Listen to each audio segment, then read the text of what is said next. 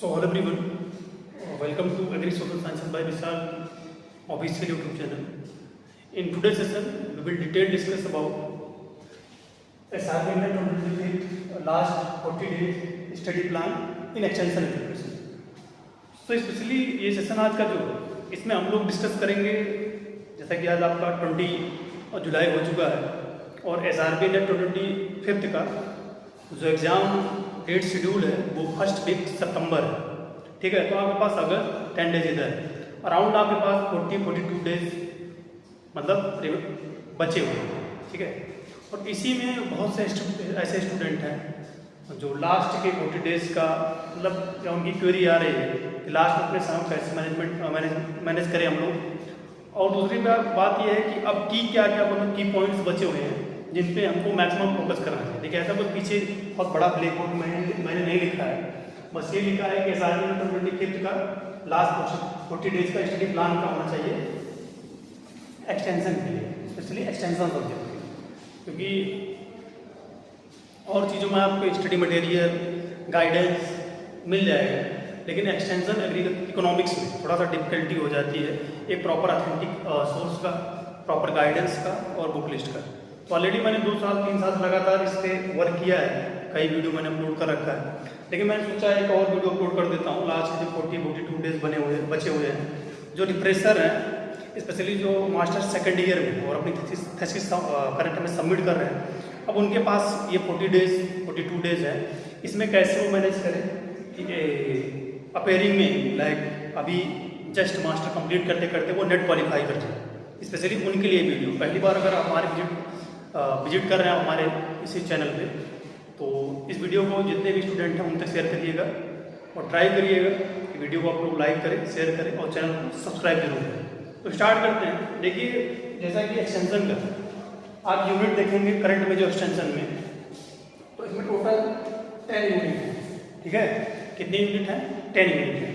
अब इस 10 यूनिट को डिफरेंट पार्ट में डिवाइड किया गया है। फंडामेंटल में है, कम्युनिकेशन में, एडॉप्शन में, प्रोग्राम प्लानिंग में है, रिसर्च मेथोडोलॉजी में है, उसके बाद आप देखेंगे तो मैनेजमेंट में है।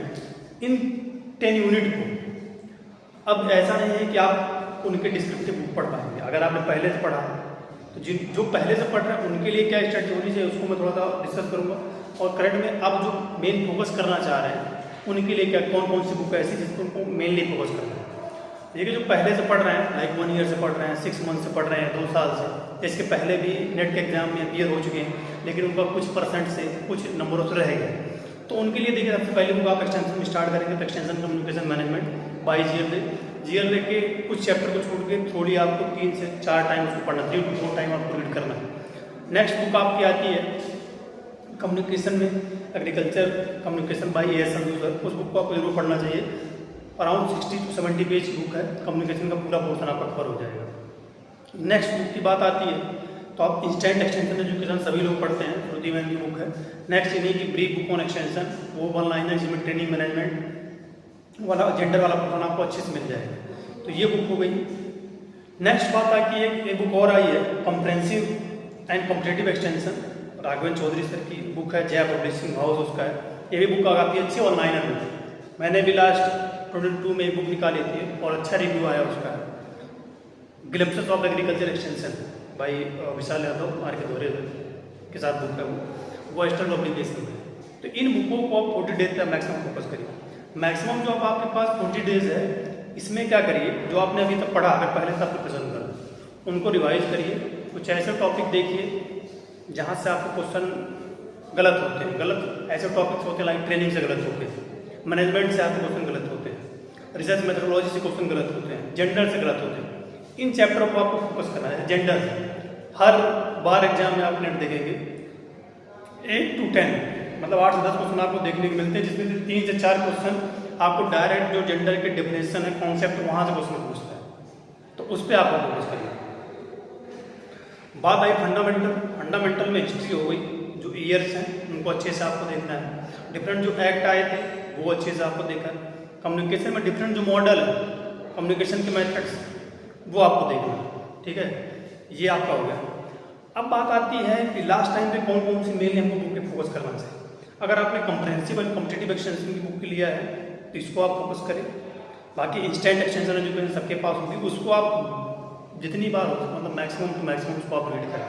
वो हो गई ब्रीफ बुक ऑन एक्सटेंशन हो गई, जो कि श्रुति और मदन मैम के साथ है, वो बुक आपको होगी। ऑब्जेक्टिव आपने ऑब्जेक्टिव मैक्सिमम टू मैक्सिमम आप ट्राई करिए, आप ऑब्जेक्टिव क्वेश्चन भी सॉल्व करिए। ऑब्जेक्टिव सॉल्व करने के लिए objective agriculture extension by Sunil Viji sir की बुक हो गई। Question bank on extension education Kunnu Swamy जो NDRM साइंटिस्ट हैं उनकी बुक, ये दोनों बुकें होगी। बाकी करंट में कुछ ऐसे प्लेटफॉर्म हैं जो मॉक टेस्ट भी प्रोवाइड करा रहे हैं। आप मॉक टेस्ट प्रोवाइड करा रहे हैं तो आप उनके मॉक टेस्ट परचेज करके अपनी प्रिपरेशन को आप चेक कर सकते हैं, करंट में आपकी प्रिपरेशन कहाँ पे है। ठीक है, तो ये हो गया। बाकी ऐसा कोई स्पेशल स्ट्रेटजी नहीं है कि मैं आपको बता दूँ आप नेट क्लियर कर जाए। उसके लिए क्या करना है, स्ट्रेटजी का मतलब है आपको खुद से पढ़ना पड़ेगा और डेली का आपको रूटीन में एटलीस्ट आपको 4 to 5 तो करेंट सिचुएशन 4 to 5 आवर्स आपको डेली अपने स्टडी रूटीन में रखना पड़ेगा।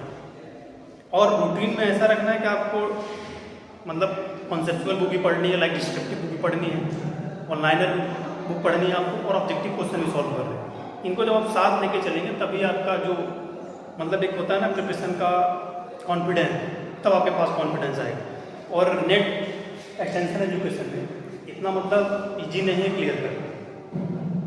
इन कंपेरिजन आप एग्जाम दे रहे होंगे, खुद ही समझ रहे होंगे, या जो आपके सीनियर होंगे वो दे रहे होंगे। इसमें लास्ट के पास 21 वाला पेपर थोड़ा सा था, लेकिन इसका जो पेपर है थोड़ा सा डिफिकल्ट बनता है। ठीक है, क्योंकि आप कोई बुक पढ़ के जाएंगे आपको वहाँ पे 80, 90 मैक्सिमम 120 मतलब 70% बुक से आएगा। बाकी 30% तो ऐसे क्वेश्चन आते हैं जो पहली बार आप देखते हैं।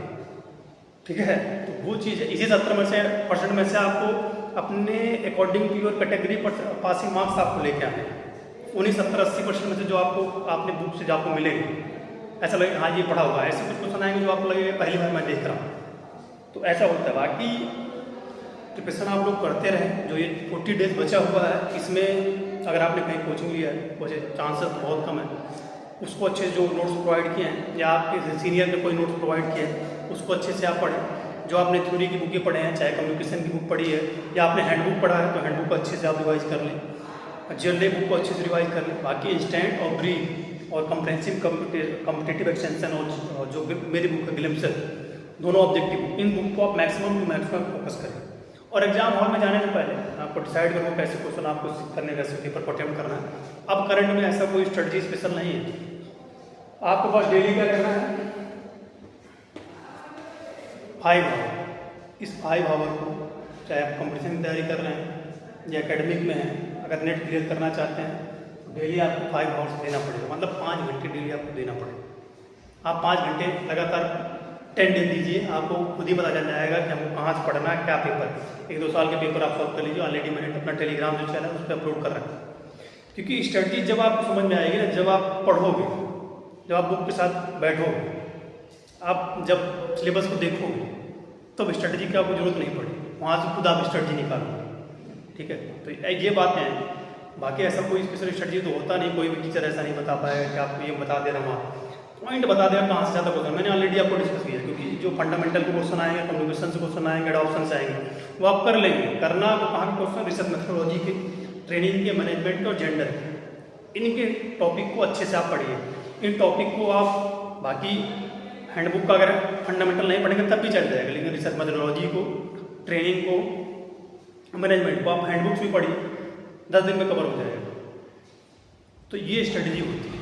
बाकी और आपको कुछ डाउट होंगे तो कमेंट करके जरूर पूछिएगा। आज का सेशन स्पेशली मैं जो लेके आया था SRB 2025 के लास्ट 40 डेज का स्टडी प्लान है एक्सटेंशन एजुकेशन के लिए। ये 5 आवर डेली आपको करंट में 40 डेज में अब आपको रखने हैं। इसके अलावा कुछ आपके डाउट होंगे तो आप कमेंट करके जरूर पूछिएगा। पहली बार हमारे चैनल को आप विजिट कर रहे हैं तो चैनल को लाइक, शेयर और सब्सक्राइब करिएगा। आपको कुछ और डाउट है उसमें तो आप कमेंट करके जरूर पूछिएगा। Thank you.